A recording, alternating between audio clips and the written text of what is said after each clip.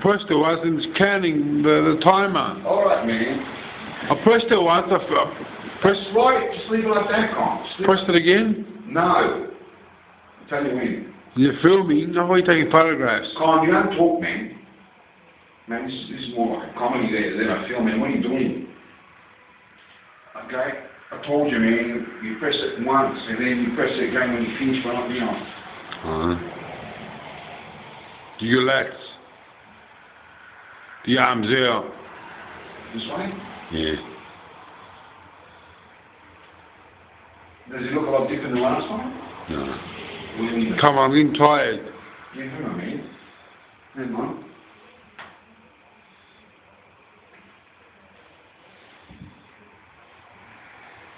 Come on, I'm getting tired. Yeah, hang on, man.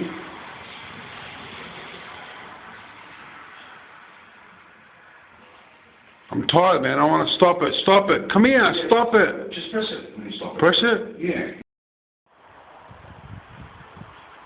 Greetings. The first thing you got to understand in this home exercise series 3, video 3, is that breathing exercises is the most greatest exercise, or what everything is.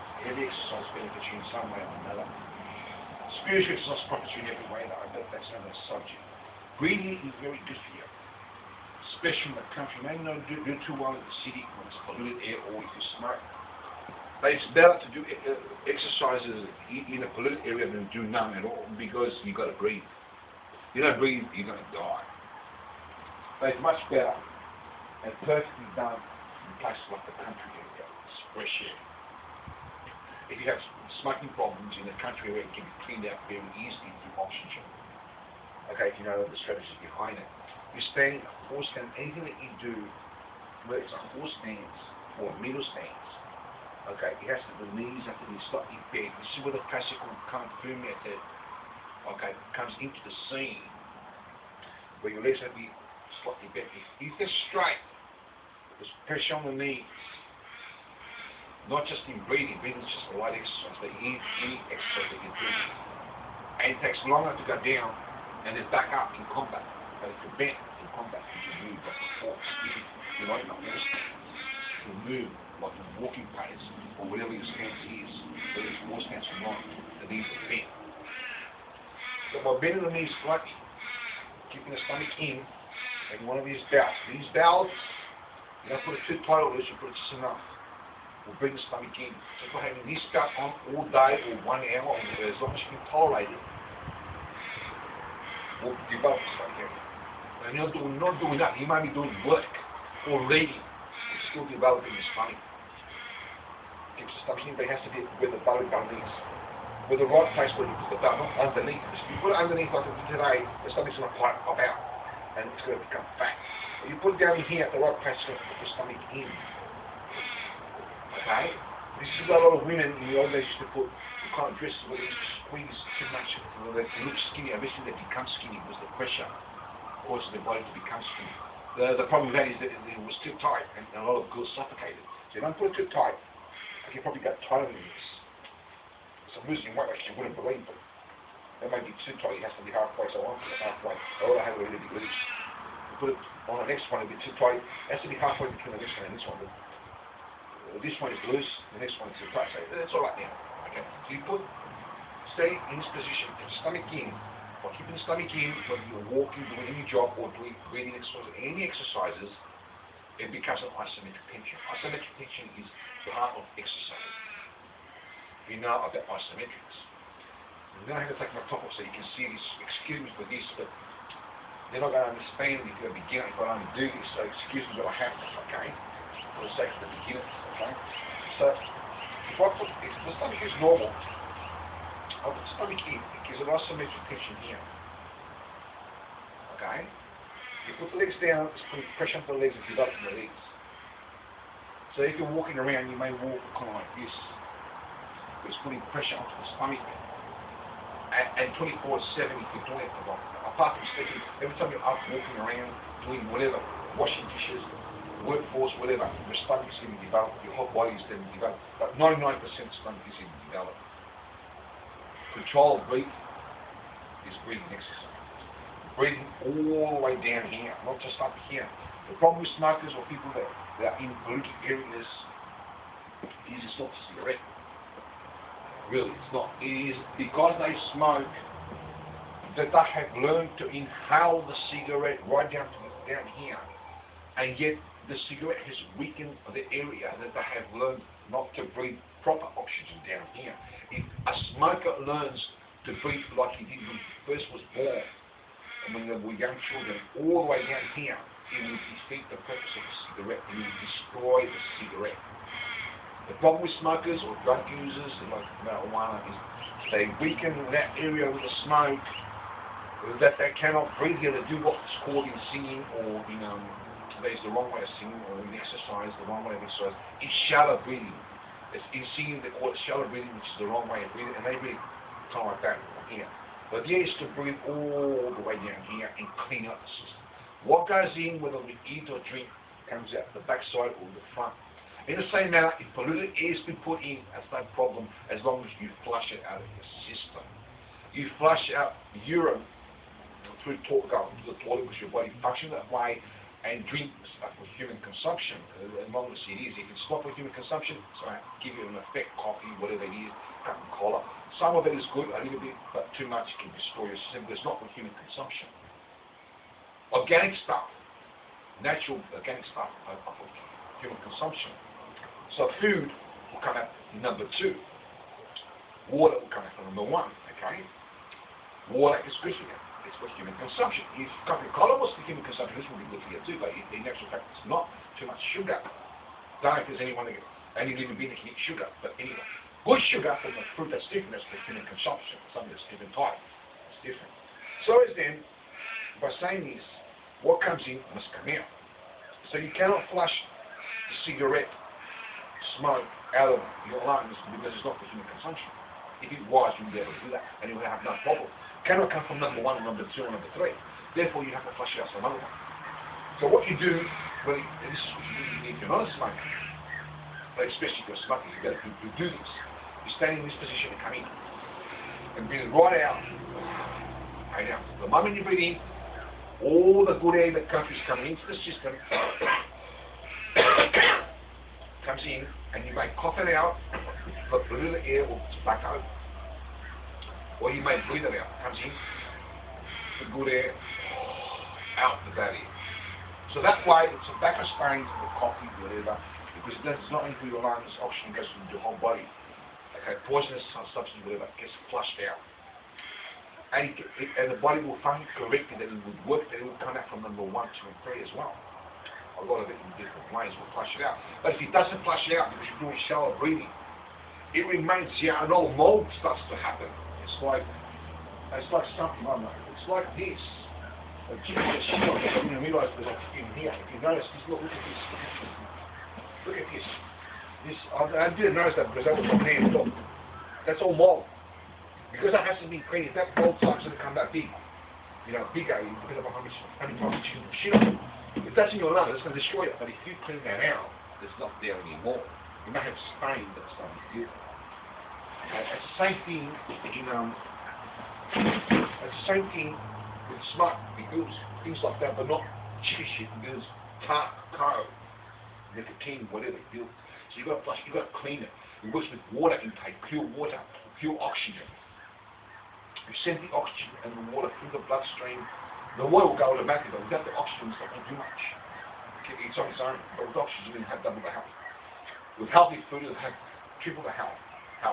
And with healthy water intakes, healthy drinks, fruit and vegetables, whatever, will clean vitamins, will clean it out. It has to have everything to be balanced. It can't just have all of that except one, because it's not a balance. It has to have everything balanced. Proper waters, proper healthy drinks, proper fruits, proper food as a balanced diet is concerned, in the healthy side of it. Okay? Plenty of oxygen, plenty of whatever you need for this system, what else is there, whatever there is, I'll think about it, okay, there's something else, okay. So you bring in and out. It's just a classical way that you probably never be used in combat, but this is what cleans up the system. It may never be used in combat, and its purpose is for health reasons rather than combat. you can actually learn how to adjust to find the right way of combat that way. But not necessarily that you use these methods for combat. You just use this method to work out the real combat. Training is different than real combat. In the same manner, this is mainly used to clean up the system. Slow moves like Tai Chi, or stand. You don't have to accelerate that far. I just showed you what you don't have to do. You just come in little steps, okay? Comfortable walking pace. And breathe right down and right out. Let that belly right out. And just what comes in must come out. If it doesn't come out, it's in there. Or more builds up, as in tar, mold of tar and car and whatever.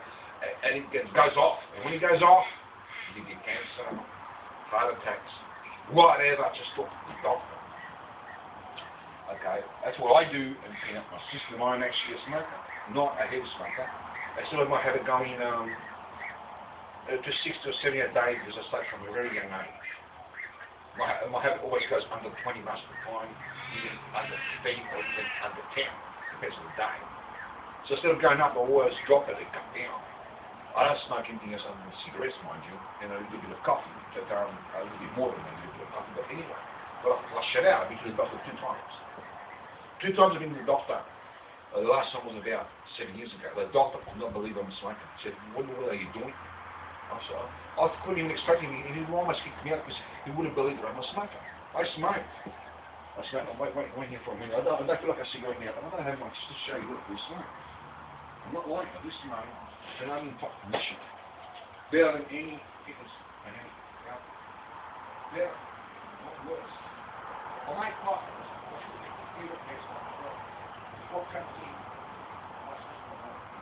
What comes in is now. So what happens is when it comes out, I don't cough because I've got a smoker's cough in the sense of unhealthy. I cough because I'm healthy. And because my system did not accept the cigarette. I'm an addict to the cigarettes, but it comes out of my system pretty quickly. Once it's out pretty quickly, within seconds, from breathing exercise, for example, is one way of doing it. Then usually, when it comes in, it's like starting again, except that I'm an addict at this time and I'm not a beginner. So I need to smoke. But it's like starting again, and the system's not accepting, so I end up coughing. I want to cough it out, which is actually good, because it coughs out all the shit. But if I get used to it and don't do the exercises, I will not cough for this reason. I will cough for the other reason of being ill. You see? And that will be bad for you. Just like there's good fat and bad fat, as in oil or whatever. And so are good things in life and bad things in life. So is a good life. The reason why I smoke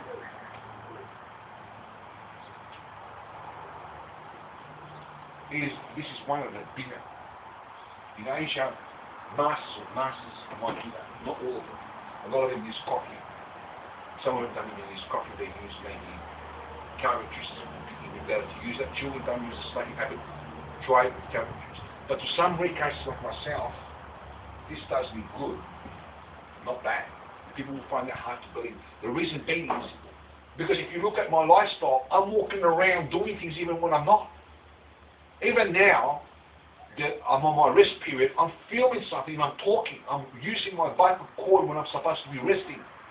And if you notice me, I'm walking around and can't sit still. Very rarely I sit still. The old-fashioned Greeks, Koutras made a statement years ago saying that the cigarette rests you. Today, scientists say this is not the case. Cigarettes do not rest you. Scientists are right, but so are the Greeks. What the Greeks meant in the old translation is not that the cigarette rests you. It means that by smoking, and actually taking the time to sit down, even then I can't sit down most of the time, and would actually rest. 1, 2, 3 minutes, 4 minutes, depending upon the cigarette. So the actual cigarette now, because of this, because I will not rest there for any other reason. Not for carrot juice, not for this or that. Sometimes I may, sometimes I do that, but not in rare occasions. I used to do it like the younger days. But I will do that before I cough in a cigarette. I will take the time sometimes. Sometimes I won't even do that. Sometimes I will take the time to sit down and just rest. In training, you need rest as well as hard training. It goes both ways. You need everything in the balanced way of work. You cannot move the way I move 16 hours a day, shoving me out there. And I'm talking about hard work. And sometimes during the night straight after that, without any sleep and survive. You will die. So the cigarette for me not for you, but for me it does me well, because it makes me rest for 5 minutes every hour or every 20 minutes. The actual rest, not the cigarette that makes me rest, but because I smoke and drink coffee, I want to sit down and have a rest. Otherwise, you'll never get me sitting down. You'll never get me sitting. In most cases, sometimes I do sit down, but in most cases, I will not sit down. If I do, I'm feeling around with my thumbs like this. I've got to keep going. I'm hyperactive in the sense of the good life. I've been trained. I'm very fit. I'm active. I can work in the farm, shoveling. I'm talking about hardwood. If you shovel the ground for 16 hours for 3 months straight, 7 days a week, and I only slept at night, you will know what physical fitness is. I don't do that a lot. I don't do it all the time. After 3 months on my restaurant, from that work, I do something else. You see, which is just as hard or easy. If I'm not doing physical work, that's one time that I do rest. I'm always snacking doing that. I might do computers. I might not be training physically, but I'm training the mind. Doing physical, mental work. It's still, the mind still needs rest as much as the body. So by me having a cigarette, the actual sitting down, listening. So for me, this is a secret in Asia. For me, very, very rare cases is that the cigarette is actually good for me. For me, not for you necessarily, unless you're in that rare case. Because this can also be done with carrot juice. You don't have to have a cigarette, you can sit down and have a carrot juice. But for me, I'm never going to do that with carrot juice. In rare cases, I might. If I have a carrot juice, I have to have a smoke in my hand. Even water that goes contrary to the cigarette, I have to have a cigarette in my hand. Anything that I drink, I have to have a cigarette. Can't drink anything without a cigarette. Today I am because I'm talking to you. But I've got my coffee right there ready. So unless I have some coffee, I'm not going to continue smoking these. I'll probably butter it out. I wasn't going to have a cigarette, but I'm just saying. Okay, so, you know what I'm saying? Like, this is very, very rare cases, okay? Because I clean it out. If you clean it out, it's very bad for me. But I take the time to clean it out. I'm actually fitter than most people that do marathons.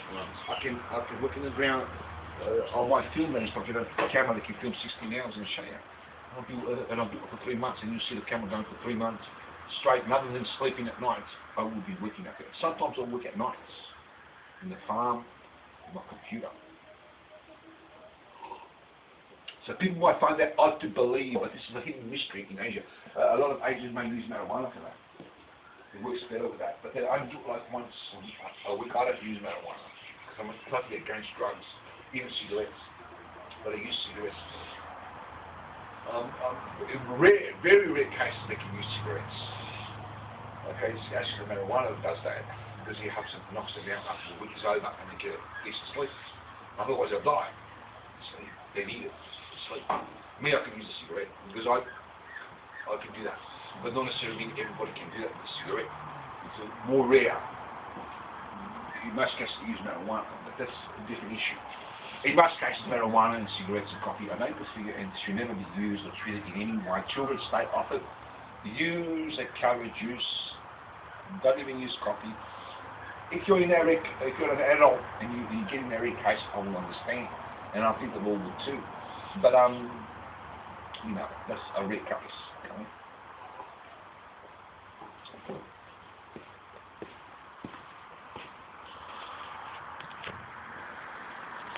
So we continue this soon.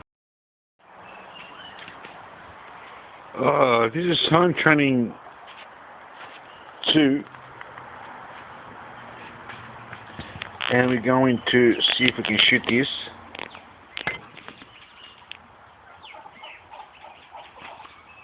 Okay. So as then, in the street or in the home, there's the floor. You can do flexibility, which we might show you some we might show some flexible movement sooner or later. If you look into my writings, in my videos that is, I have got some things on flexibility. We might do some today, we'll see. There's also running, the king of all exercise. You can start by walking, gradually increase the speed to jogging, and then running. You've got to get used to this. Okay, you may be used to it from school if you continue, but if you stop for a while, you may have to start again. There's other type of exercises. So as to continue from the previous state, you may sit here okay, and bring the weight here, okay. This is home equipment. Of course, there's equipment in the gym if you've got money for that sort of thing. If you have it, you can use this. You have pretty much balance. You don't want to drop this on your feet or roll this really far back to your knees or something like that. Or as it's leaning on one side, you've got to be aware mentally to move it back so the weight is balanced evenly on the feet and it doesn't go flying on one side and break your leg, you see. Because these are dangerous homemade equipment, but it's pretty safe if you've got balance and control in what you're doing. It's 100% safe, as you can see, and then you can just drop it on the ground like this. Okay, roll down. Okay, and you do this as many as you want, which gives you more weight on the legs. As continuing, you can use something where you can stand, like with the feet like here. I'm going to try it here, but you probably can do it here. We'll see if it works. You stand here. You do the calf kick. That's why you need balance and maintain the legs. See if they can move. You've got to control it back up, see? And make sure it doesn't, you don't go flying and break your leg. On an angle. That's why you need balance and that's not going to start. So you don't kill yourself. As you can see, that moved. And the first time it moved unexpectedly, but I controlled it back up. Because the balance is not goes with control. So when you're doing any exercise with the feet, you can, like that one, you can have it on a ground sideways. You can maybe see it from the camera. For example, on a 45-degree angle this way, if you do them straight, you can do that one. Okay? So your feet are kind of like in, straight and out. To build right around the muscle. Okay? You can have weights, as I have today, on your feet. You can have boots. In the army, we use boots, not runners. A soldier in the battlefield wearing runners. The first sign of water, rain, and the sun. You get a cold, you be out of water, pretty easy.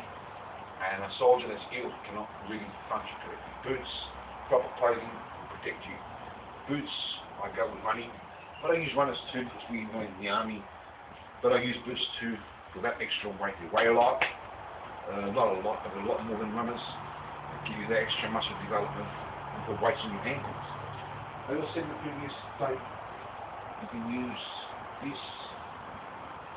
I haven't tried it without holding on, but you can probably do it without holding on. See, we can have the weights on your feet, see, and put extra weight. So you're carrying your whole body plus the weight on your feet. Try to do it this way, and this will develop the calves. Come this way, you can move your feet on 45 degrees, just be careful you don't fall off the sides, and do as many as 50 or as many as you can do on the other side, and come this way. You can then, obviously, have to have balance if you're not holding on. It takes a while to master, but you can do it the other side. Develop the front side of the calf, here, the shin of this, and of course, you can go up on a 45 degrees angle, and this way, to move right around the muscle on the other side, and that's the front of the calf, which is the shin, the back of the calf. From there, you make your squats, and you balance for this one coming this way. Okay, and you may do as many as 50 or whatever if you're not using the weight. You can use weights on your shoulders that come this way.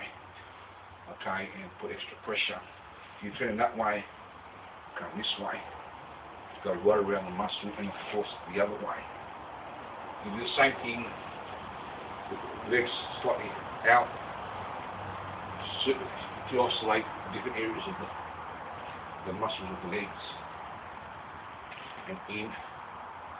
And you can do it 4 stands.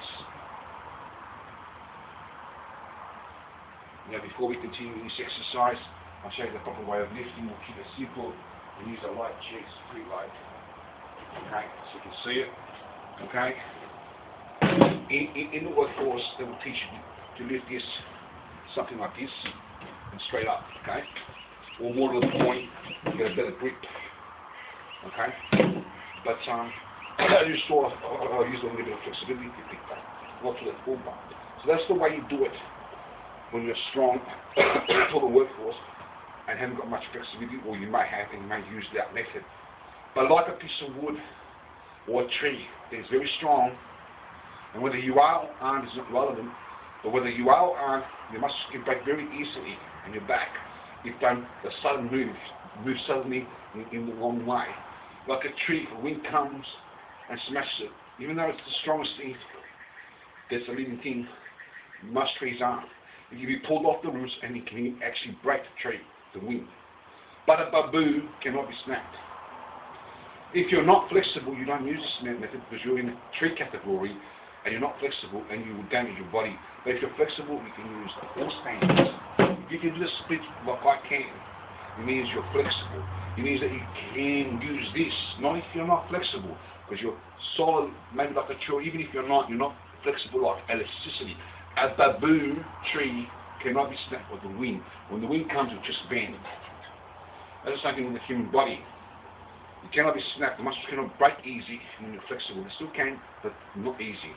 So by coming this way in a four stance, when you're flexible, you can do the splits, you can pick it up. Same principle, except you're using the weight on your legs rather than your back. Adding this principle of bodybuilding, develop all the muscles in your body, and as well as the forearms is important for the workforce and the grip and the hand. You now, instead of lifting this way, you're putting the pressure on the legs only, without putting any pressure on the back. You put it onto the forearms, and the pressure is still going onto the legs, and the forearms, and the fingers and palms.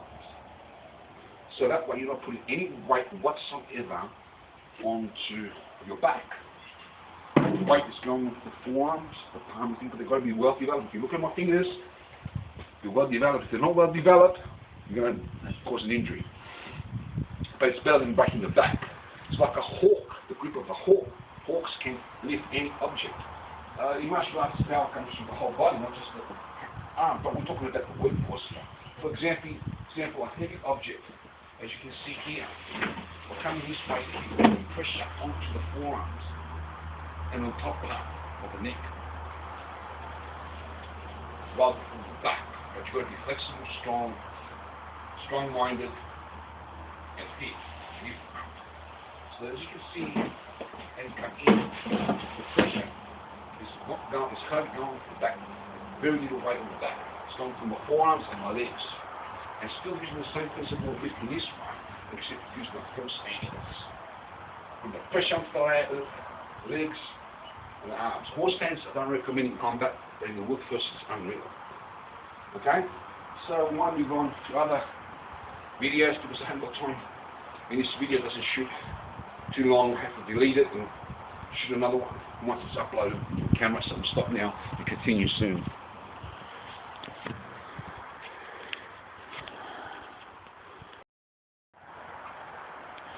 Greetings. We're going to talk about homemade equipment here.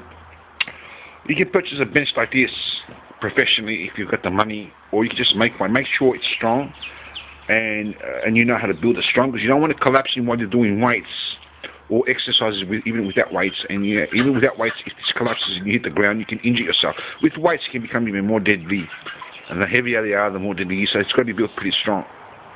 Without the weights here that you see, just with the bench here and the floor, you can do just about every exercise in bodybuilding. Yeah.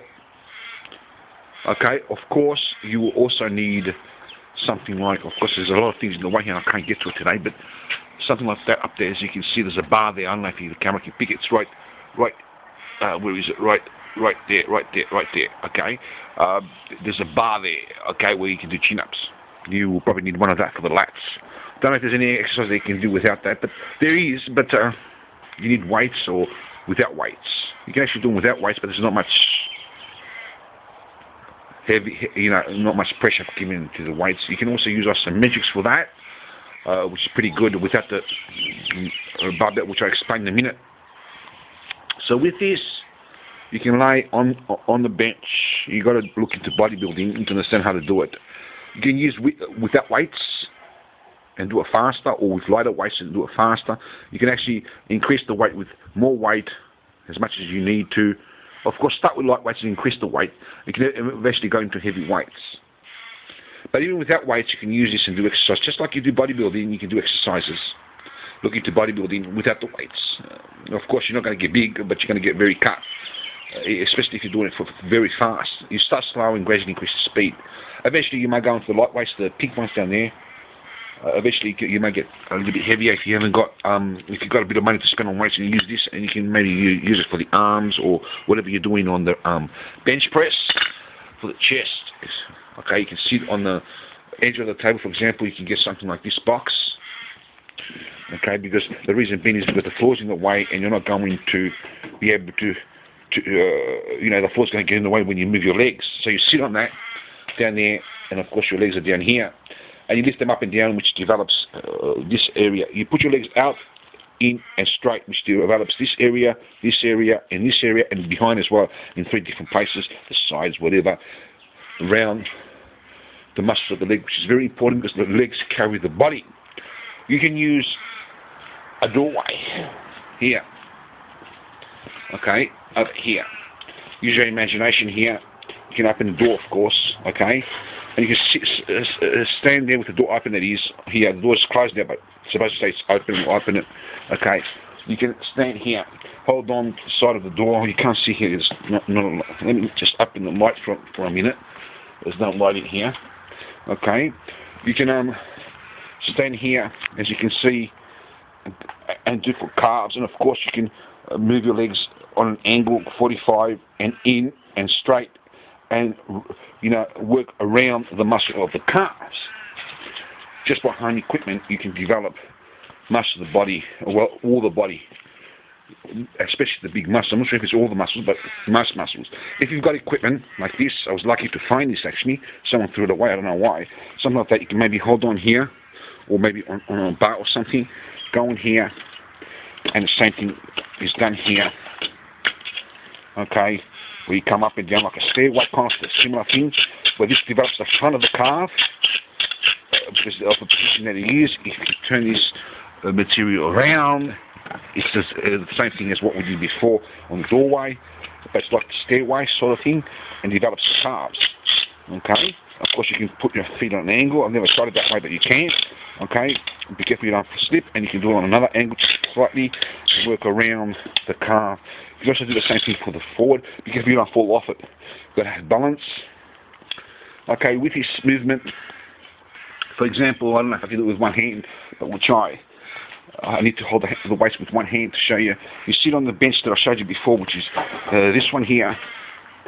Okay, and what you do, if you've got these weights, that is, weights, homemade weights or bought weights.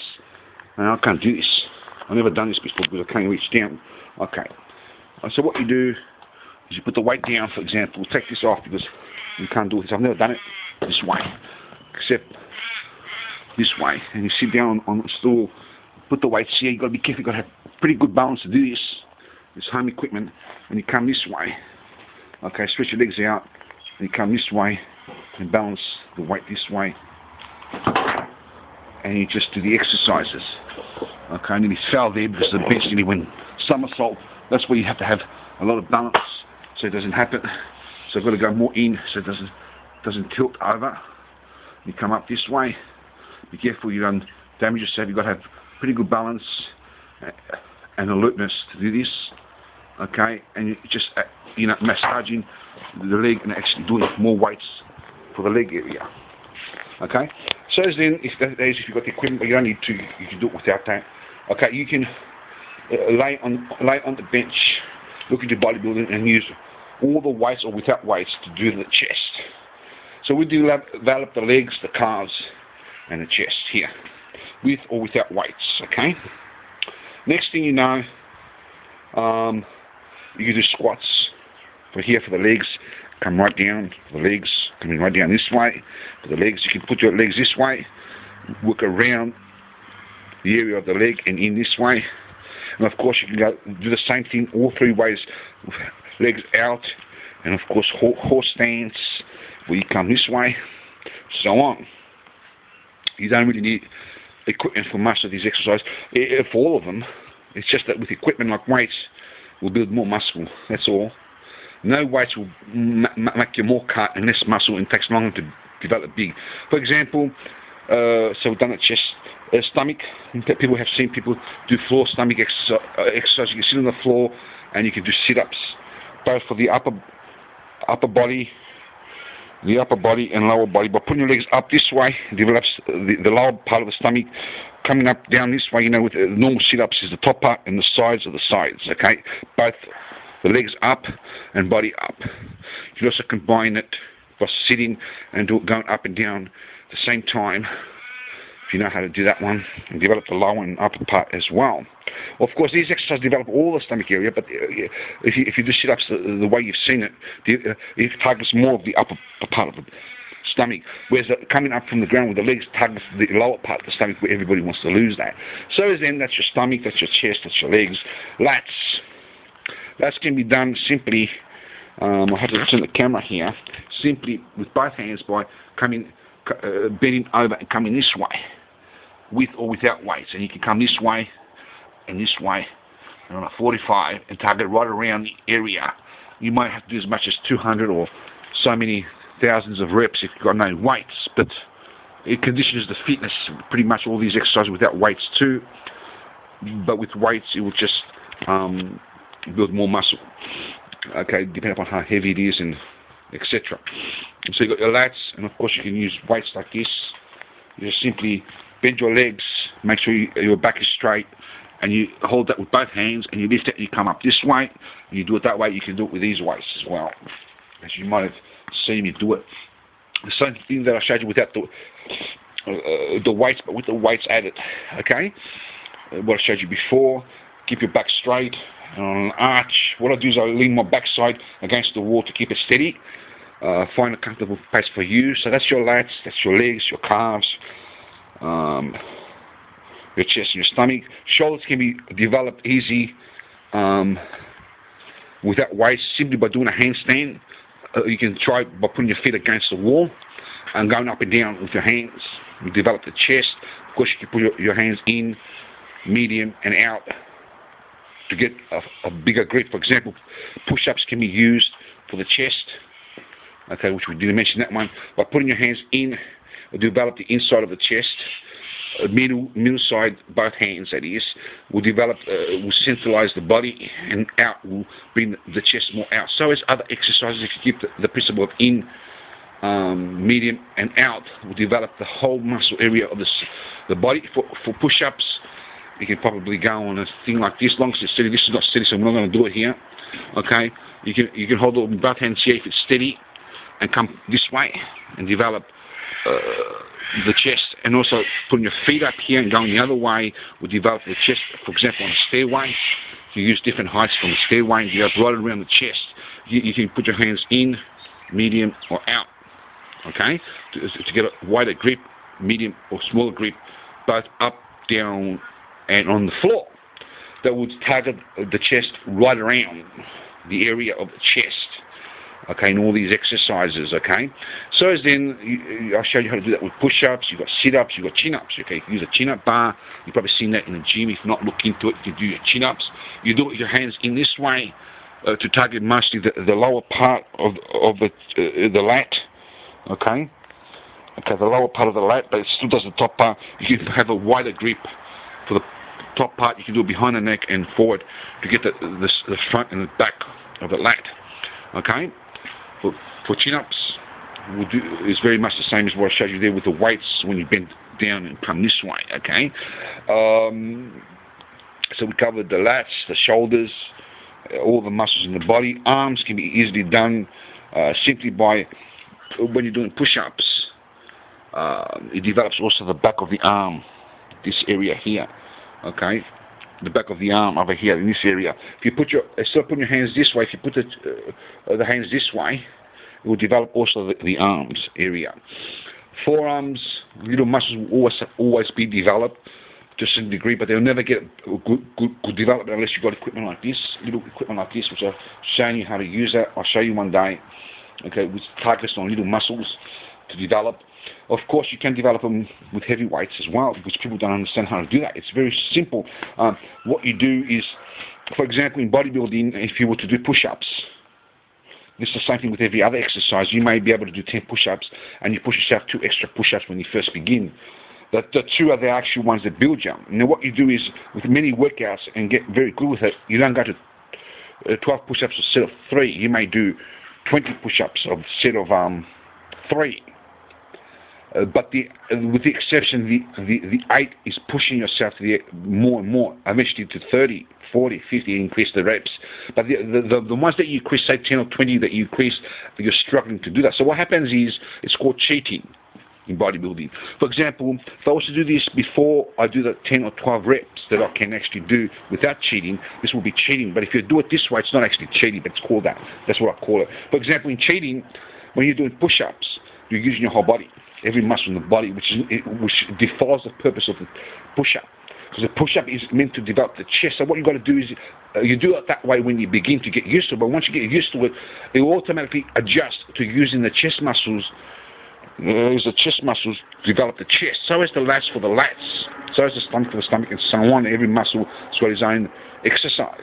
It still develops every other muscle though. So what it basically means is, when you've done your 12 and it's too difficult to use your chest muscles for push-ups or your lat muscles for lats, you cheat and you use as many muscles as you can until you do so many reps that you're using your whole body, as well as then all the muscles are put in play, as well as then the little muscles come in play. But that's once you reach about 100 reps or whatever, 10, 20, whatever you can do. So by doing those extra reps, and even in heavyweights, well, in heavyweights it's difficult because it's too heavy for you. But with lightweights, for example, or your own body weight, for example, in push-ups and that, okay, it will actually go beyond the point of developing big muscles, but it will start developing medium muscles and little muscles when you do those extra 10, 20, 30, 40, 50 reps. When they're difficult, not when they're easy. Because it may be easy for you to do that. But once you reach past that, say you can do 50 easy, you've got to do 100. See? You've got to push yourself 50 extra. You've got to condition yourself for that level, and you've got to have the muscle stamina to do that. It takes many years of practice to be able to do that. You can't just do that straight away. You collapse. You end up in hospital. You've got to build up the stamina and the strength and the...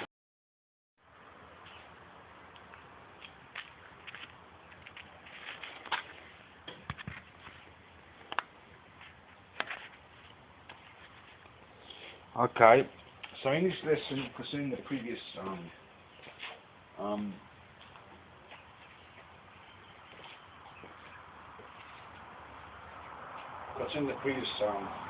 video, what was I going to say? What were we talking about? The blindfold, okay. I told you that it's trusting God, and there was a reason behind it to teach you. God doesn't give you this power for any other reason other than if there's a reason. For example, I need to defend myself. So now I have to learn exactly what God is saying in how to put that to practice. I still trust God. That doesn't necessarily mean God will answer my prayer today. It's very difficult to do if He doesn't.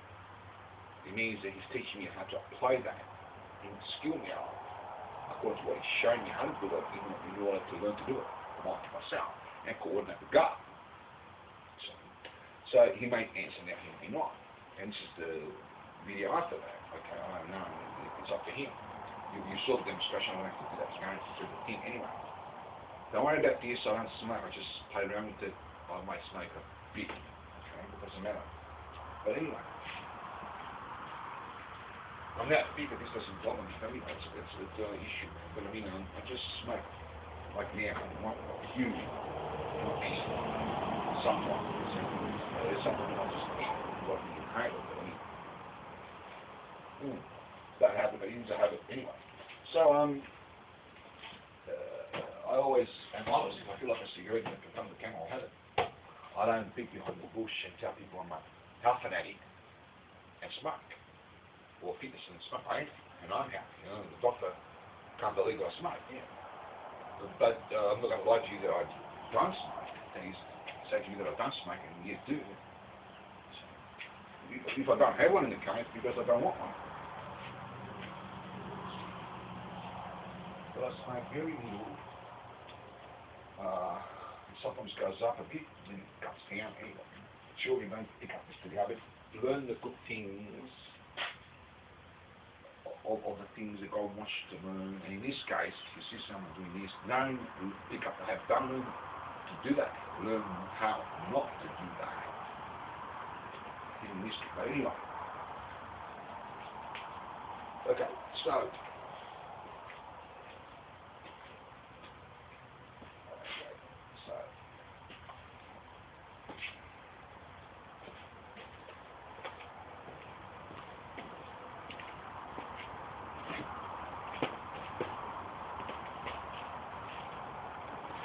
So you learn from people that do the correct thing, their correct thing, because what problems. So because problems in certain ways, then learn how not to do that. You don't pick up other people's habits just because they got it, in other words. And you certainly pick up the habits from God if they're correct to do so. Well, okay. Okay, so come in here. Where is it? Okay. Okay, I see it now. Okay.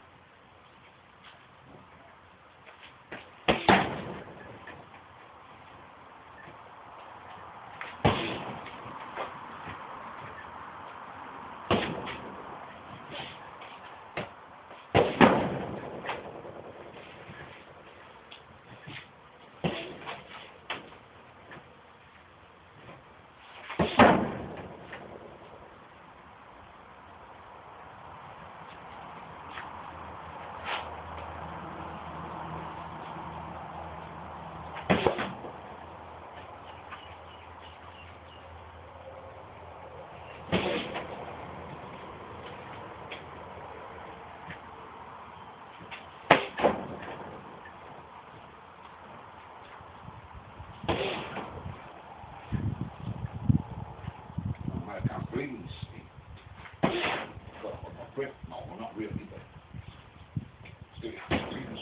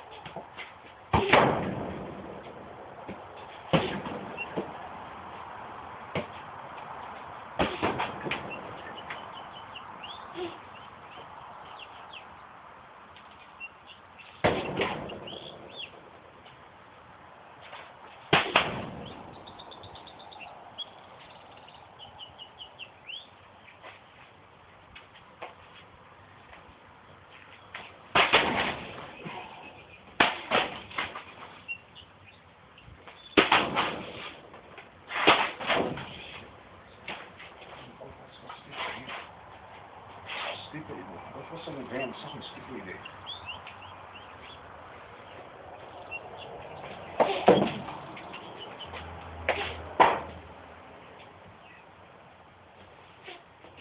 Where is it now? Lost it. Okay, it should be there.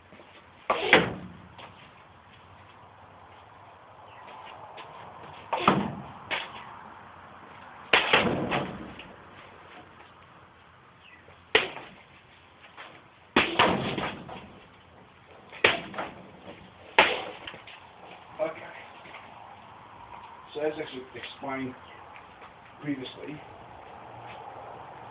can see there, not clearly, because I can't see writings properly. I can see clearly during the day and the night, mind you. I can see clearly right at each day during the night, like I said, but not necessarily writings. Even during the day, I can see writings and things like that. Night conditioning is very much difficult. Very easy to capture. I might speak about that soon. How that this is practiced. And kept it very overnight. I'm not sure if I had that, this. So I was totally, not totally solid. I was about 60% blinded then. Plus, I had problems with seeing writings. But so now we're going to blind ourselves totally. As you can see, it's a thicker layer. Okay, as you can see, it's directly in my eyes. Oh shit! I better check where I am. Okay. So we're here, you know, at the feet. Like I said, don't stop your answer. Bring him. He's already touched you there. I've already demonstrated there, but he may.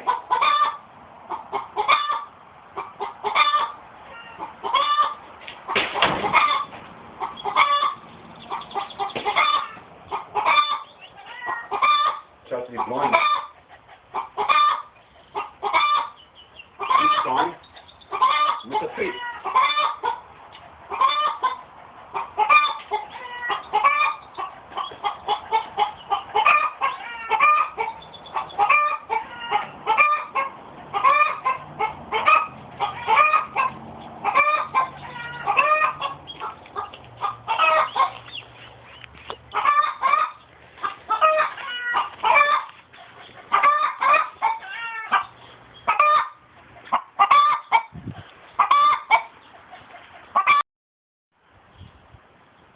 So in this film, I'm going to explain to you how this works. You talk to a blind man, they understand all of this, but it doesn't seem mean it's the right kind of spiritual vision to see these objects. I told you I'm blinded totally and I do not blind. I'm talking about the natural, what we see here. That is not before when I had it covered like this, but when I put it around thinking, I could not see it at all in the natural. But spiritually there is vision as in night vision, which means all you see is pitch darkness, just like the natural vision, but you are able to know exactly where they are, the locations where they are by memory. I understand that way. Through the following this basic principle. As you get better, it becomes more complicated, more difficult, of course, more answers given by God, and you have to actually see the spiritual eye, totally. It's darkness. This is not possible because I've been sent to heaven to extend everybody to keep ahead, to find the light. It's like traveling in space, for example. I'm not sure exactly how it is. I'm trusting God on it. Okay? So it's like, for instance, space. For example, one of the stars came down the same it's one of the stars, and everyone doesn't know which one it is. You can see the lights, no problem. Because in darkness they shine.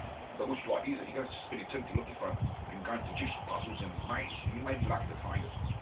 If you do, you ain't to me. God will accept, but if you don't, any stuff, I'm not saying it's like that, I'm just giving an example because I don't know. God has to reveal how. I'm just trusting him. So as then, he wants me to accept people in heaven that we meet Jesus in the air. It's God using the Holy Spirit to be deep. The state he just wants me to get everybody with me to follow him. Okay, so as many as I can.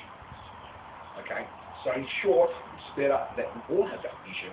We've got to say, okay, do that in your email. We don't have this already. I can help you have that vision. Okay, then it's worth looking for the correct light. And when we find the correct light, we make a decision which one is the correct one, and you go there. You can go to the wrong one, it could be there, right? And go to the one that leads to eternal life. Jesus confirms that. Okay? He says, many roads lead to destruction. He says, evil spirits come to you as angels of light. Yet they are darkness. It says, many are in sheep's clothing. You get their inside full of wolves, when they're the wolves. If these targets were related to space, like planets, or in this case, evil spirits that cannot be seen, as always says, be invincible, just like God is. Okay?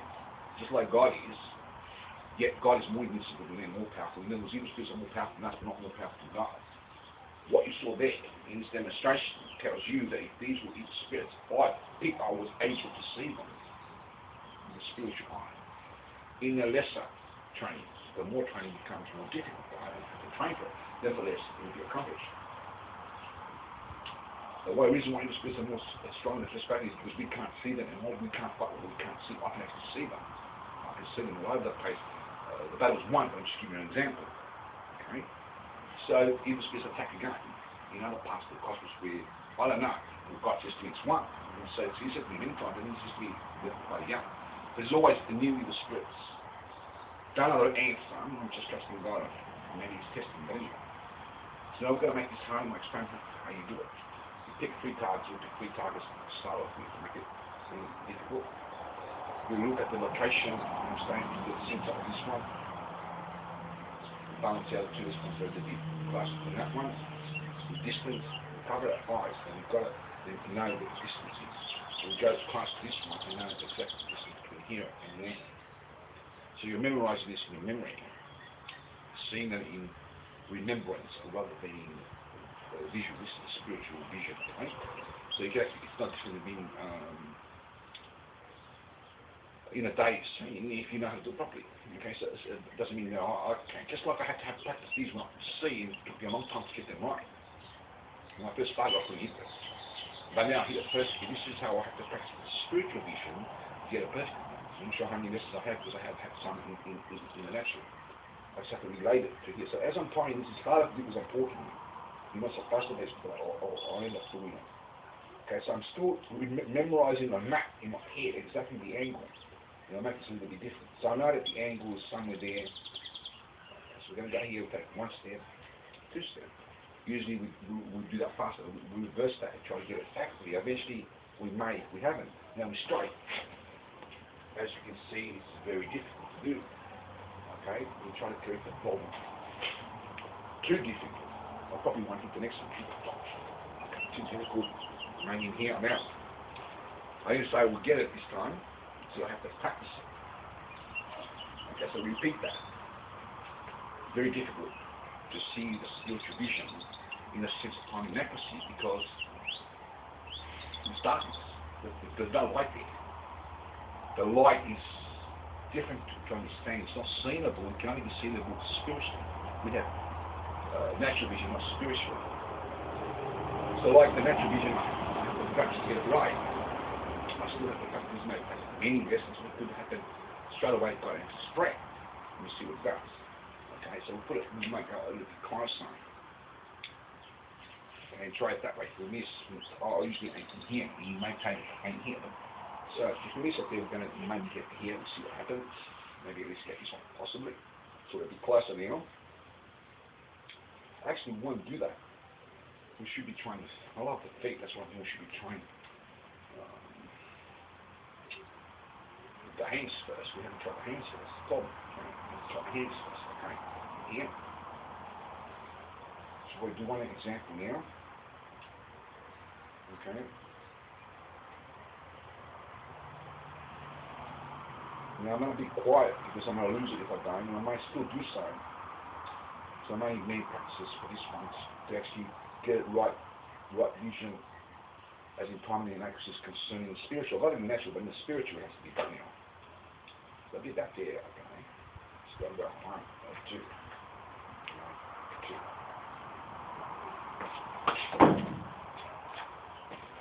Oh, I missed that one. I missed that one. Or did I hit it? Why is it moving? Well, I missed it. The wind must have moved, but I hit that one. So if that was related to combat, I would have been killed by these two. Possibly this one, but I don't think I hit that. I didn't feel it anyway. Maybe my opponents hit it.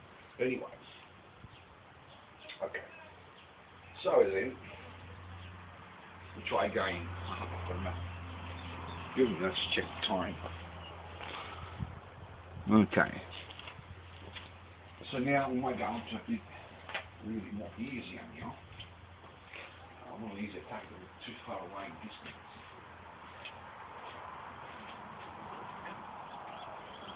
Okay, here. Okay.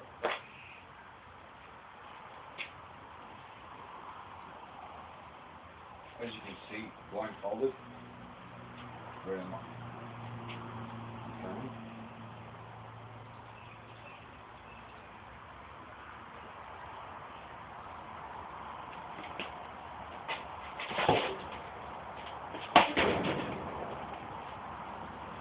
See, perfectly done that way. Okay, put myself out of distance, and put myself in distance. Saw that in spiritual this time, timed it actively. The power of God. Even in pitch darkness, Jesus says He's the light that cometh among the shadows of death, meaning darkness, but shines the light. The power and authority I've got from Him, He gives me His gift. Okay. Now we'll try it with the we'll try the opposite way. The balance out my way. The body of the pencil come here. Christ, that's a bit too far now.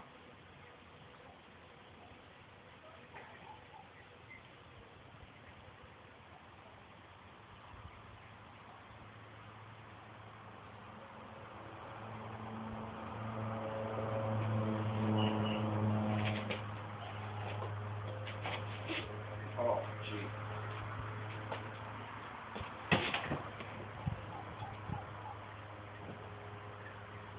Okay, so there's 1 and 2. We'll try again. See how much more we've got. Plenty of film.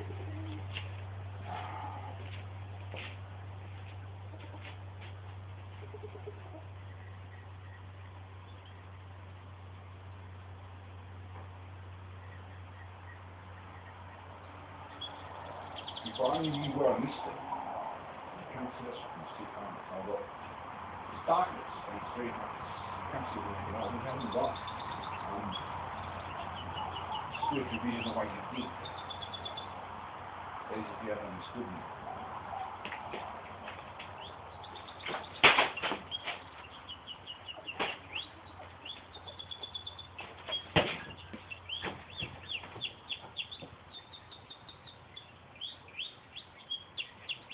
I rest my case. Now this will get harder. As it gets more harder, we can miss more often until we master it. Anyway.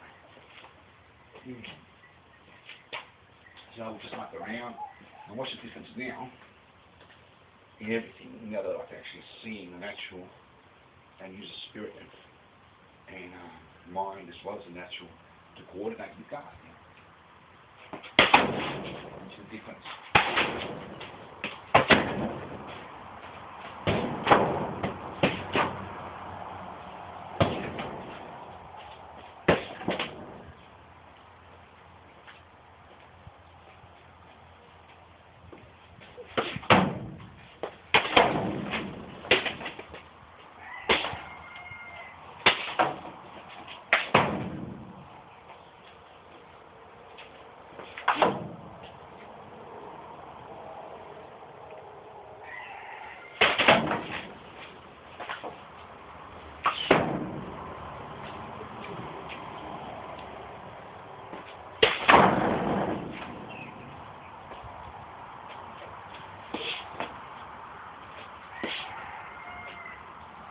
So we'll try something completely new that I want to try a few times.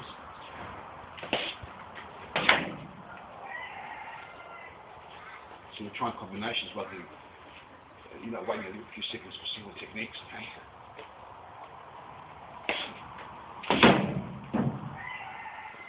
Much more difficult because much harder for time. So we're doing 2 combinations now.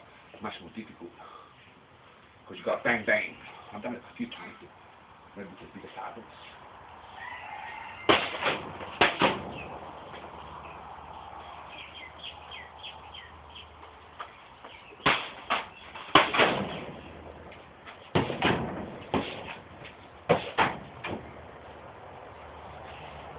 Now we're into combinations. Start with the basics. 1 technique at a time. Is equal to eventually work your way to combinations. Try 2 combinations first, add a 3rd one or 4th one if you think you're going to go down. If not, go back to 2 combinations. It's too difficult to go back to 1 technique, eventually work to 2 combinations. I haven't really worked with combinations with this movement much because it's really difficult. You have to master this. Basics, single techniques.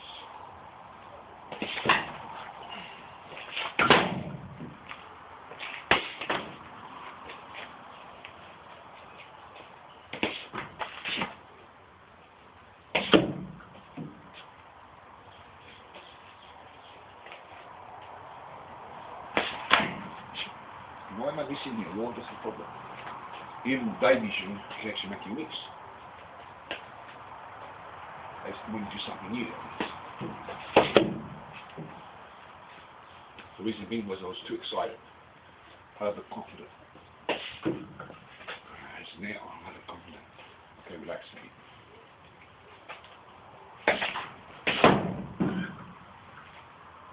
Too tense in all this before, now I'm more relaxed. Just a little bit tense, you know, not much. Before, that's enough to put you out. You've got to be totally relaxed.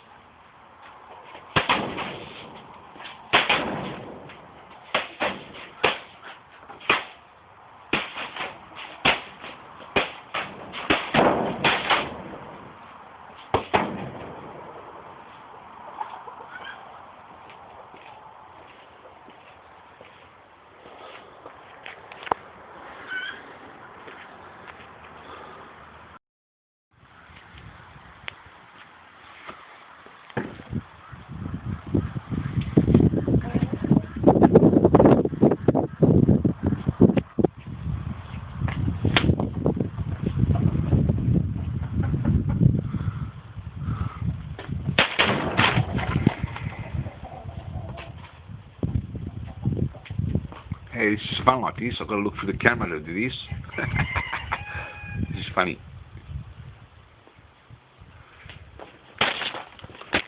Oh, shit. Sorry about that. Yeah, drop the camera. That's funny.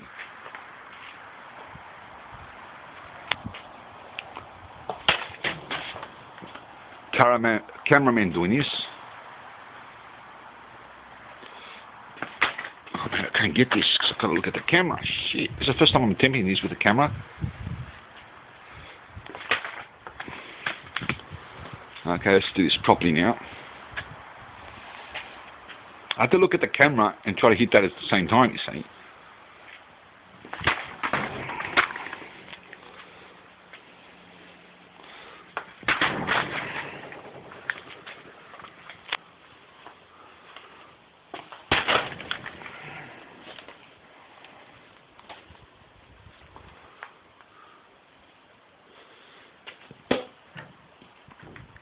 I wonder if this looks good on film.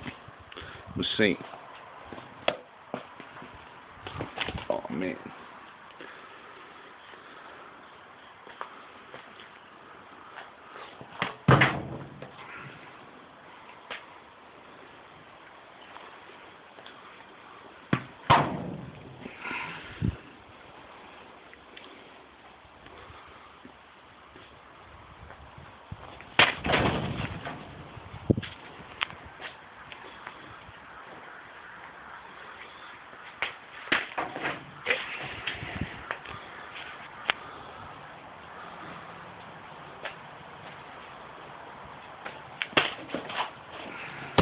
Oh man, hit the camera again. Very smooth, they came straight for the camera. It's funny this. Oh man, missed that one. Very hard to do, looking at the camera and trying to hit that ball.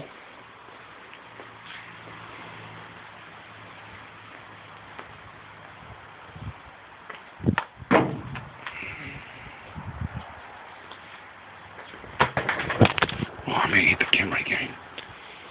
Oh yeah, man. That's funny.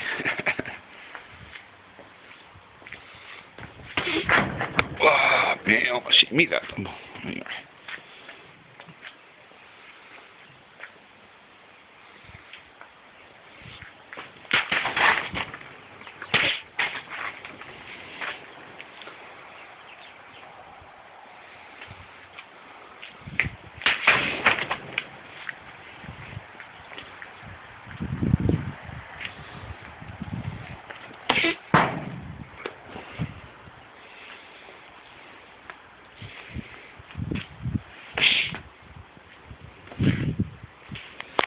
So as you can see with this camera, so with this ball, you have to be pinpoint, see, as it's coming.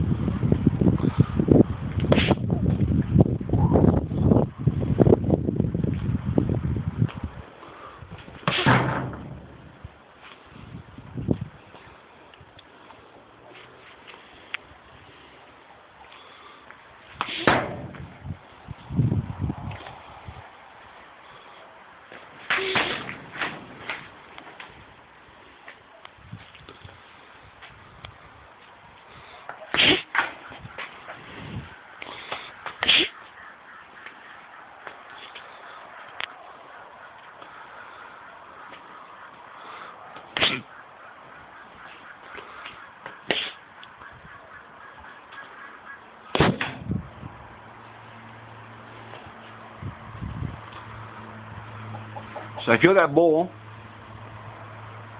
see, according to my other videos, when you look at me and you're filming me, you're actually at a distance and you can see what I'm doing. But if you were that ball now and aim the camera, this is how you're going to see my hand. I'll show you. Okay? Because the only thing you can see is we're close now. At a close distance, you can't see everything else from a distance. You can't view it like a film, you have to view it in reality. Much more faster, and much more demanding.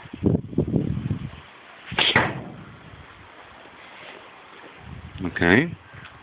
So what appears to be a lot slower on film, in what I showed you now, is much faster. Because where you are with that ball is, for example, you're standing in this position.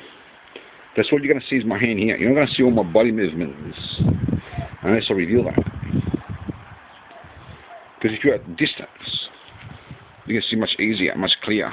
You cover more ground rather than close quarters. With feet, it's much easier to see when you attack with feet than with hands, because feet are much longer and you've got more distance to see that. Another strategy we'll talk about now. I hope I can catch this on film, because I've been trying to do this for a few times and it just didn't turn out anyway. So, for example, what was I going to say? Continuing from the strategies that I showed you before, okay, on one of the films, I'll repeat a little bit of it so you can understand what I'm saying. You've got the hook, say I'm over there, okay, and I'm throwing a hook like this. Whether I show my opponent to do or whether I come this way, it's still a much more further distance here than what this is here, see? Sit here. So we place quarters or even long top quarters, this is much further out than this. So you put it in this distance, it's much closer than what this is. Sometimes I might put my hand back. So the same thing applies here, I'm pulling the hand back. So suppose I pull the hand back here, and on the other side, I see that it comes straight in. Okay? Short distance was on the other side, short distance was much easier. And since I'm going to hit this one, my hand's going to go back, and not out. I can hit the right place, the right time. With power, of course. But the same concept applies to the opposite way. Because, for example, if I come in, if I'm here, if I'm coming this way, and my opponent is that fast, if you move to the side here and come this way, well, the other hand this way. As the hook is concerned. It's going to be much faster that way. As in speed of wisdom, flying the beat. The other one is speed of non-calligraphic, or short distance speed, but using short distance and that, movement rather than big movements. And it can be fast in a way, but I mean, as the speed of movement is concerned, that's different types of speed. So, for example, if I can say, going in directions, for example, I'm talking about the fake now, okay, with strategy. For example, opponent A, they throw a hook, the opponent B, they see it, that's really a fake. So be careful with the fake, because the movement, not the ones that are underwritten, or the ones that are next to us, be careful. Perímetro, cabrero. So, you can throw a hook, but this could be a fake. It's just a beginner, don't like that. As a professional, you've got to be very cautious. He's throwing a fake. So, me on the other side thinks that this is the actual attack. So I come in this way, he moves up away this way now. So the punch comes this way, into this distance, and this here, and backfire on me. The actual defensive punch before that would work has now backfired on me because I've got to fake, go the other way out to do. For example, I might come this way, go this way, and I might come this way, and all of a sudden the person blocks or moves up away or ducks, whatever comes into the attack. Okay. Si posso pescar, nem chama aqui. Desculpa, que pessoal. Não tem questão de lá. Hã? Tem outra câmera. E camera, pessoal. Mas vai. Camera system. So, for example, the highest technique someone can reach is to have no technique.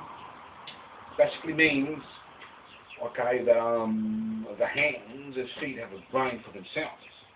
Τους λέω ότι τα χέρια και τα πόδια έχουν μυαλό, εκτός από το μυαλό άμα έχει στάσει σε αυτό το μέρος που έχω. So what this basically means, it doesn't mean there's a brain in it, it just means that if you're that fast, bingo.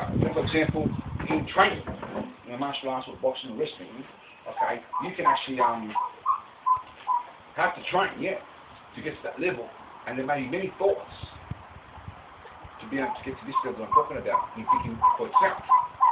Because you have to train to get to this level. If you do what I'm telling you, as a beginner, you'll probably be on your ass and your head kicked in because you haven't got any time, any type of speed, any proper technique or no technique, okay? Depends upon what you have to do. And the highest level you can reach is to have no technique, but it applies by practicing technique.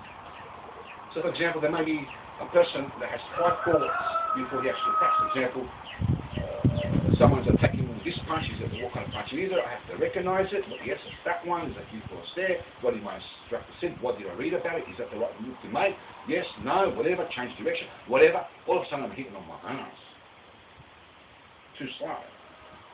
Another student may be much faster than that and thinking less thoughts or more. If he thinks less thoughts, he will win. If he thinks more, he will lose. But the ultimate fighter would be one that is this way. If, for example, he's moving around or whatever is happening in combat, and all of a sudden he sees the opening, one thought straight there. But that thought has to be done accurately. Because if it's not done accurately, with all the requirements of the martial arts, you'll be on your ass dead. But if it's done accurately, you can't lose. You just can't lose. So the only way you have this power is by God. Man cannot reach this power because he has to think with the brain. In other words, God thinks for me and controls my body. Okay? I don't have to think, I can think for myself. Right? Sometimes I do in practice, but I don't have to do in actual combat. Okay? So there's a difference between saying, is this the right punch? Yes, no, whatever, blah, blah, blah, what my instructor said. That's the lesson, yeah, blah, blah, blah, and have all this nonsense in your head. Am I scared? Am I not? You know, should I duck it? Should I block it? And you just respond bang straight into the attack. That's what you should be doing, just respond straight to the attack. But if you do that without any timing or accuracy, for example, if you're out of distance, that's part of it, if you're stationary. And if you see the other do everything right, but you're out of distance, you miss, he's going to come in and hit you, and you've gone down the ground. But if you've got timing and accuracy, you do that bingo, balls off. You hit the target and you score, and you take bingo on you. That way it doesn't backfire. It's related to things like that, see?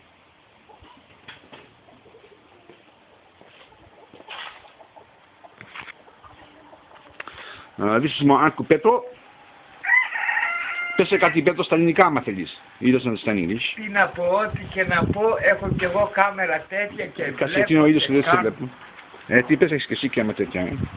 Κάτσε, είναι ο ίδιος, δεν βλέπει. Περίμενε να δω κάτι. Μην το βάλεις μπροστά, στο φαγκό ρε Πέτρο. Πες κάτι. Εγώ τι να πω, καλά είμαι, μια χαρά είμαι. Έλα εδώ τώρα εσύ. Alright, okay, bye. Yeah. Okay, there's 2 parts to this film. The first part is a tryout, which will be blindfolded but not totally in darkness. It's an extra feature that will add to this film, just to warm up the mind before we attempt what I said in the previous film that I'm going to do. Okay? So, like I said in the first video, I can see about 40% here. Okay, I need to practice it a few times first before I get comfortable blindfolded. As I show you now in this film, how God can actually create the impossible. Is it impossible? It can create all things, so nothing was created other than by Him. He creates the fluke, and He can also create the fluke, as you will see. So as I explained, this is skinny. I can now see just on the inside, from here, but not 100%. It's very difficult to still see because, okay, it doesn't mean you're totally blind. I can see maybe 40%. Okay, so I can see clearly now. Okay, that's right there, so I can see that, but I can't see it clearly. It's like distance is not properly measured because you can't see the distance properly. It's like lightning fades away, especially when I can't read writing properly. So I don't know about this is the easy part. This is just a warm up before we do it. So this will be here. So we come.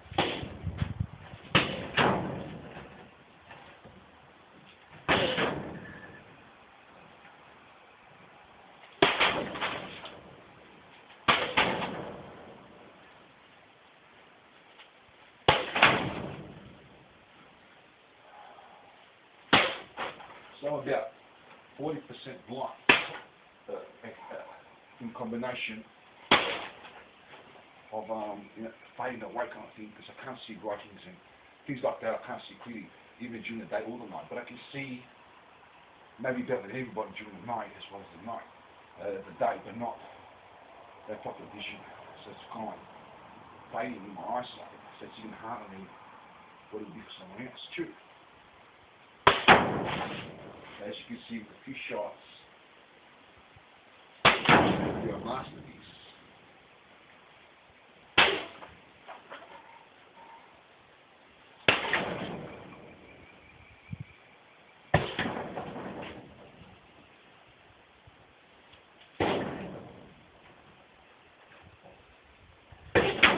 Okay, so now we'll attempt it this way.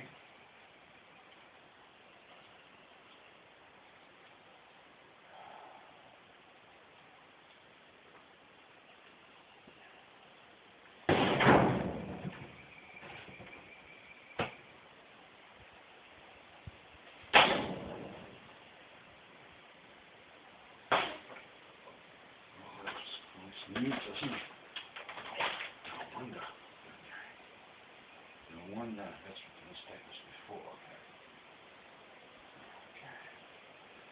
So now, if you measure that distance, we should get it right now. That was the major problem, that movement. And because now the distance, if you move this light is big, and I wasn't aware of it, then the distance changes, doesn't it? Okay. So now, my shoulder, now attempt it. God, excuse me for praying all the time, but I said I'm not gonna, but I'm praying for it because like a person can speak to me out. Anyway, you think about thinking this. Okay. So as you can see, total blindness. Okay.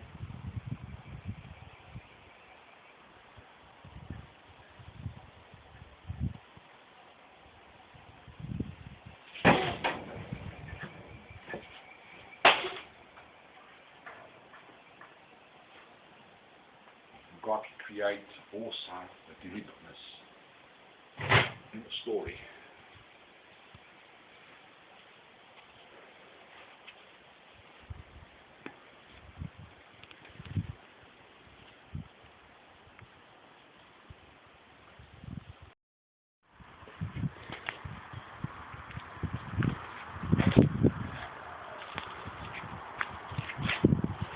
Okay. So we're going to start a subject about the power of God now. There's a lot of things that you have to learn in the martial arts. You learn that at school, okay? You can do that by any instructor. Any martial arts, a good instructor can do martial art as long as you make it work for yourself. It's not whether this art is better than that one. It is whether you make it work for you or not. It takes a lot of hard training. Okay, some arts, for example, we're going to get into the subject before we get to the power of God. For instance, okay, Bruce Lee, who I studied on this Jet Computer at the moment, and of course I studied many of his books before I did the course, I'm the correspondent. Actually said back then in the old days that karate is a system, but he himself knew this mystery. Go back in time, but then getting to do this, all this classical mess, okay, note this. That's not the intention of the original karate guy to do this in combat. Don't think so. I've traced this in history, but you may not be much records in the Asian community, but I have traced it. Don't read that out, but I have traced a few bits and pieces here and there. What it basically means is, by getting to do this, and knowing where the power comes from here, you will not use it in combat. But if you cannot produce power from here, get a solid blow, the actual classical mess, how in the world are you going to free yourself to express yourself in actual combat, to do it in short distance and produce the same power as this result? Bruce talks that training is different to the actual combat. So in training we may do classical missiles, and we may train other ways as well, but in actual combat we're free to express ourselves. So, for example, acrobatic moves, like I said previously, will may never be used in combat, but you will gain a lot of balance from that, and high kicks, if you can keep high jumping and high kicks as well. The low kicks comes with, and of course, you do not have to use kicks in combat. You can actually use boxing or hand techniques, because you're more balanced with two feet down than what you are with one, since you've learned to do that with one foot off the ground, by the way. So you're in balance. So that's the karate method. Other strategies, but now to get to the power of God. The power of God works in such a way that it's beyond anyone's understanding. Never mind. If you have the power of God, and He controls you, He will give you gifts and fruits and with. He will back you up. For instance, I cannot explain the power of God unless God makes it happen that I can explain it. But I can give you an example of what happened to me. I was in Cairns preaching the gospel a long time ago. I had left Melbourne and all the way to Cairns, which is very far in Australia. Look at the map. Now I want to give you the detail, but I was preaching the gospel for 3 days and 2 nights at one point in time, and I had to have any sleep. And I'm knocked out here, lying on the floor, laying down, okay, on a bench, on a table, sleeping, knocked out. Now, there was a 14-year-old girl, a 17-year-old girl who was with us, they were my best friends. They loved me, I loved them. They were street kids. And I was trying to get them off the drugs and off the prostitution. This satanic person didn't like what I was doing, because for him, he wanted to make money and keep drugs.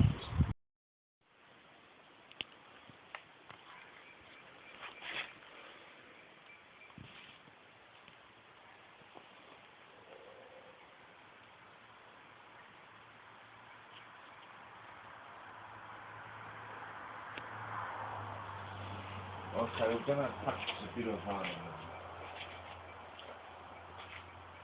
first of all, we're going to do something a bit maybe different come up. We start just touching a bit like that. Okay, just no power. Want of it. You may set your opponent up. Okay. Maybe stunning, blind him a bit, you know. Maybe a lot faster than that with the other hand, okay, but I'll slow it down. So for example, you may blind him. I put your face in his, your hand in his face at his, bang, knock him out. Strategies of combat is like that. For example, you may poke him in the eye and knock him out. Okay, so you may, for example, I'll do it slow so you can see what I'm doing. Okay, the faster the technique is, the more power the punch at. So if you do it slow too, you have to get power. Okay, so speed and timing is a key factor of power. It's not how big you are, it's how fast you are. There's no use going really slow like this. Okay, it's not going to produce power, no matter how much muscle you got. If you do it fast, it's like a car crashing, or snapping, depending upon how you will perform the technique. But there's a lot of strategies behind the martial arts.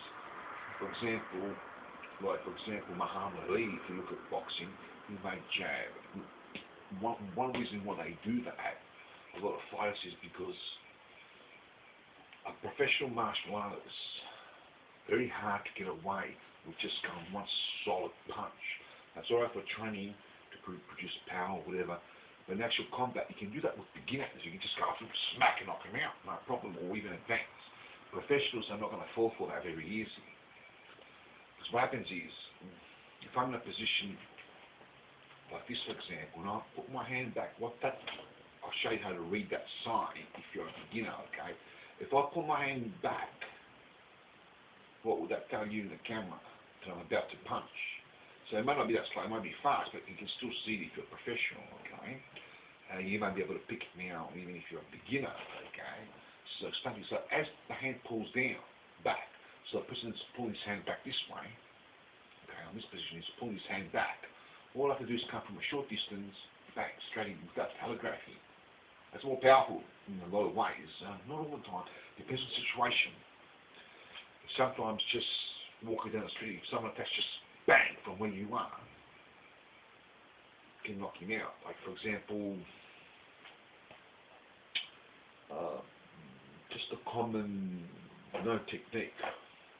Sometimes technique.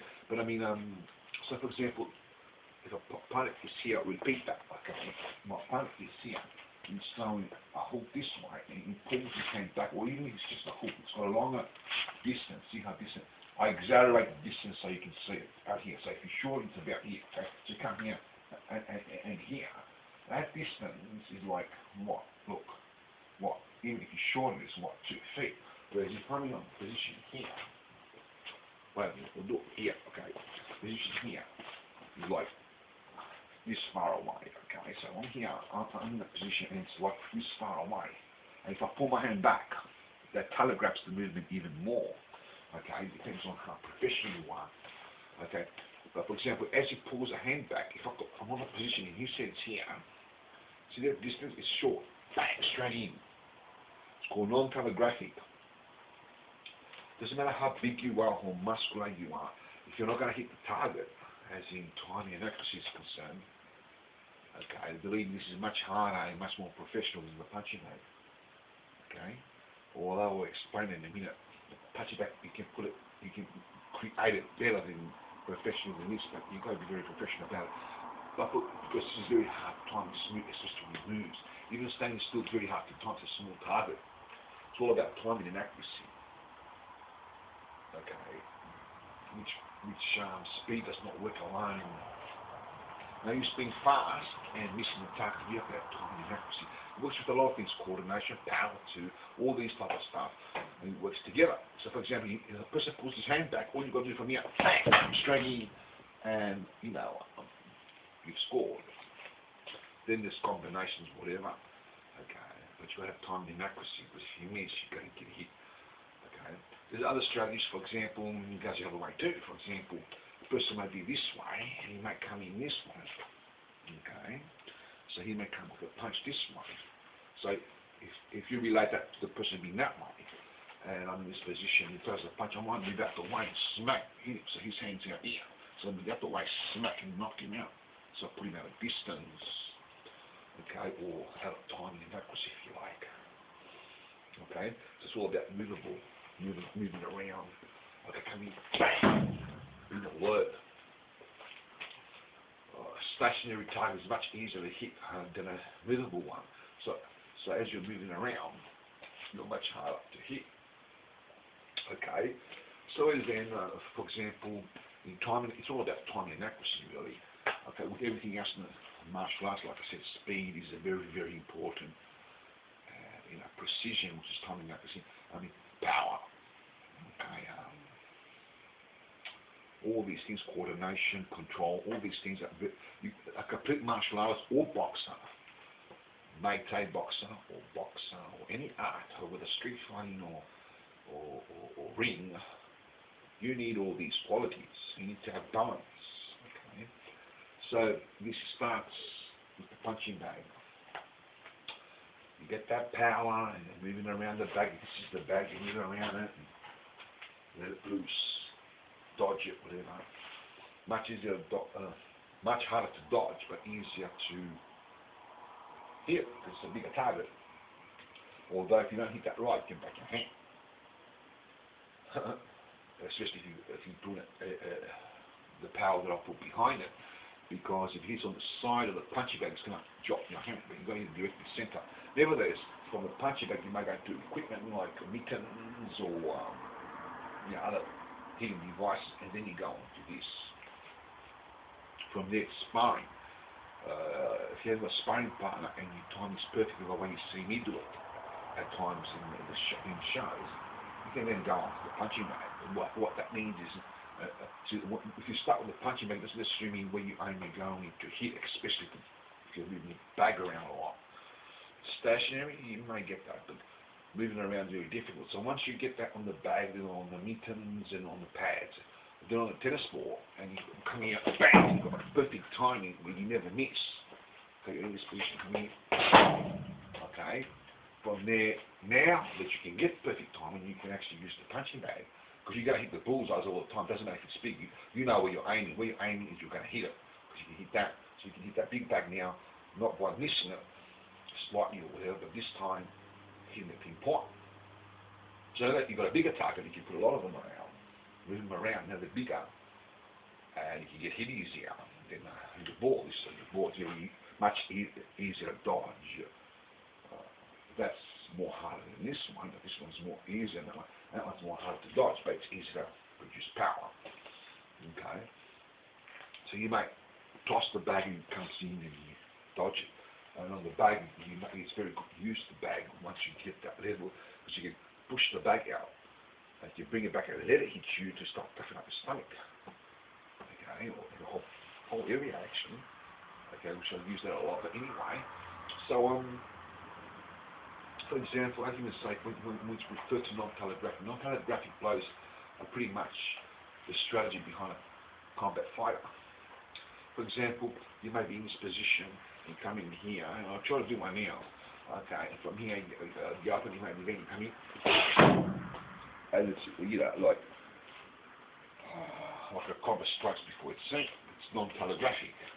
It means that the arm is not, it's much harder to do from here than out here. If it's out here, it's kind of like, the hand moves before the foot. Not the foot before the hand is not telegraphic strategy, because if I move up the foot and then punch, and then my opponent sees that I'm moving into an attack, and most likely he will read that I'm about to attack. He may not know what I'm going to use, but he's already, the idea is, as you're moving around, okay, for example, you're standing still, and all of a sudden just kind of bang, and you strike, you know, like, kind of like that, you see. Like, for example, you just concentrate, and just move in, so the hand moves the same time or before the foot, doesn't matter either way, but the foot first. Okay, they're called non-telegraphic techniques. Okay, for example, you can do hooks like that. You may be here, you may be walking around. Okay, well, a non-telegraphic technique is a hook, and it becomes a knockout blow. Very powerful. It can be an uppercut. You're in this position like he is. It comes in, and you strike right up without telegraphing the blow, without letting your opponent see what it is. There's other types of speed, like speed of the beat, which I explained before. He pulls his hand back, he's beating into the attack. It's actually called speed of the beat, which I explained that before. As he moves his hand, you might come in, or vice versa. He's coming in there, you move out the side, bang, and you beat the person with the kick or the punch, or whatever.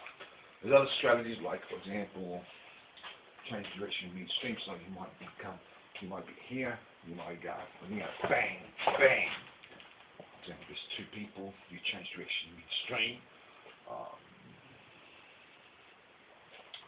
There's different types of speed, the speed of movement. And of course, these can be combined, as you saw me do the movement or whatever I did there, combined kind of thing. And of course, you can do more than one technique in speed of change direction midstream. There's what else? Speed of the mind, which is basically, to interpret that, I have to do it slowly and fast, two different techniques. And explain it in this way. Speed of movement may be how fast the punch is traveling. You know, we want to do a non-telegraphic blow this way. For example, we'll just do a telegraphic one, so you can see. But speed of movement may be where you're very fast in what you do. I'm not sure if that's fast, but I mean, that you're very fast in what you are moving, but it's not called telegraphic. That is, it's not called non-telegraphic. Whereas, for example, speed of the mind may be that you're slow in this, so you may do it, you know, much slower, okay, but you're faster in the mind. What that means is that, for example, if you can have a combination of all these things, but for argument's sake, if there's two different fighters, one is fast in the mind. For example, he sees the opening, he thinks and responds really quickly. as on the third step. He sees it, thinks it, reacts. It's the third step. A person with the speed of the mind will move much. Hang on. Let me explain that better. It has to be like 5 steps, for example, so you can understand it. Okay, an attack comes in. A person that's fast may see the opening, think about it, make a decision, for example,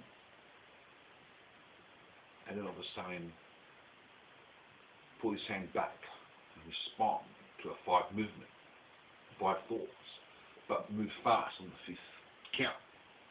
Whereas the speed of the mind will shorten that count. For example, he will think of it, bang, respond instantly on a 2 count, or maybe not that fast if he hasn't got speed of movement, but he may do it slow.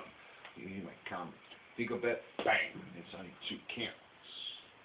Whereas the other person, you might have to wait 1, 2, 3, 4, 5, okay, although it will be done a lot faster. So, but it depends on how fast they are in both these things, the mind and in the speed. So if you combine all these things together now, you will get what you saw before, kind of like coming this way. Okay. Okay. So there's different types of speeds and different options.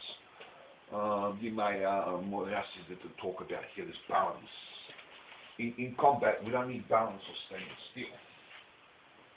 As for ballerinas, although that's good to learn, because you've got to learn stationary balance before you learn movable balance. We need movable balance. Balance of movable, moving balance, moving around in combat. Okay. Sometimes you're moving around, it's not how fast you go like Muhammad Ali. That's good, that's excellent. It depends, it goes both ways. Muhammad Ali was good with that. You can like the speed of the mind, you can actually move slow, and that could be faster than the ones moving fast in combat. It depends on the situation. Muhammad Ali was good in moving fast, yet he was young and fit, and it's very, very easy for him to do because he was very professional at it. But it's like this, if this target's coming in this way, say that's the punch, okay? And I move really fast, and I don't see it, I'm going to dive right into it.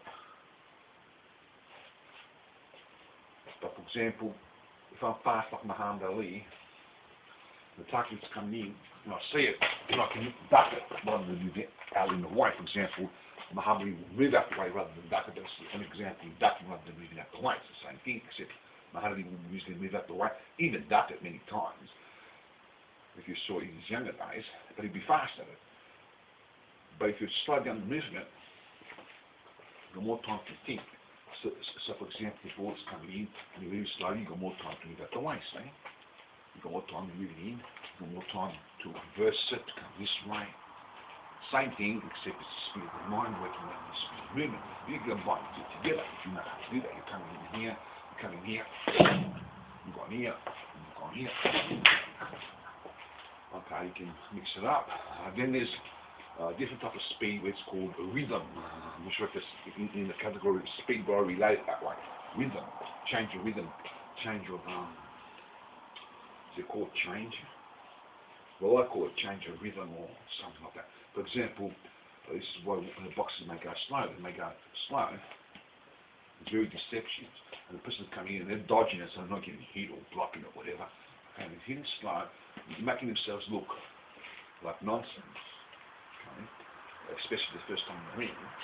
Okay, deliberately, but not if you don't do it deliberately and you don't know what to do next. I mean, you may be coming this way, moving slowly, you know, bunny punches, you know, not speed at all, just giving little bruises to the opponent, and all of a sudden you've gone here and you've gone bang, and you've changed the rhythm.